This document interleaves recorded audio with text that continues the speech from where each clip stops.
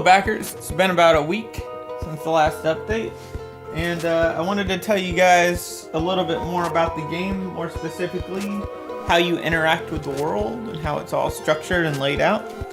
Now, the world is comprised of 30 distinct areas made up of a lot of smaller subsections, but there are 30 sort of distinct areas to discover on the map. There are more in the end of the game, only a few more, but I can't tell you about those yet. There are 4 main ways of interacting with the world. The hand icon, the mouth icon, the eyeball icon, and just movement, the movement icon. Now the hand icon allows you to interact with the environment or pick up objects. The mouth icon allows you to communicate with characters or interact with them. The eyeball allows you to inspect things in closer detail. Like if you need to open a fridge or a drawer, it'll show you the interior of that. Or if you need to look at closer at a flyer or something that has detail to solve a puzzle. Those are all examples of something you would look at. Now there's no choosing between these icons. The cursor just automatically switches to the appropriate one when you hover over something.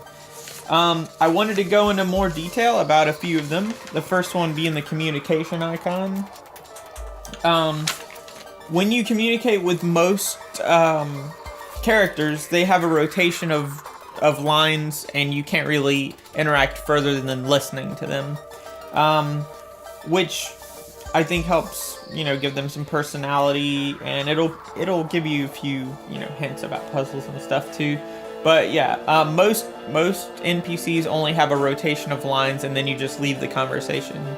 All NPCs, you'll have a little icon where you can try to hug them. You're not always going to be successful at hugging, but you can try to hug everyone.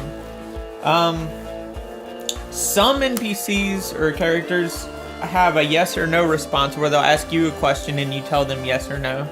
Not a lot of those. And even more rare is where there will be little dialogue trees. And so sometimes you'll have something in your inventory that you'll want to ask a character about. So you'll see these little blue icons, which mean you ask them about that object. And since it's in your inventory, it's easy for Dropsy to point at it and be like, "Hey, what's this thing?" or whatever. Or you can ask them about like a nearby character or location. But that's even more rare, and that happens every now and then, and usually important characters, you'll be able to interact with them that way. Now there's a core list of communication icons. Right now I think there are 170 of them, 168, something like that.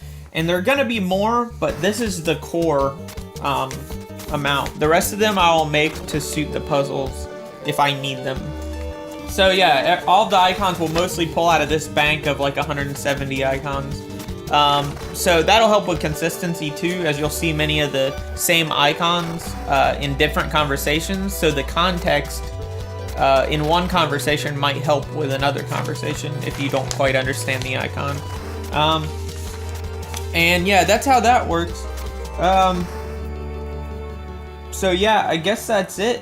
I hope you liked that update, and yeah, keep spreading the word. Oh no!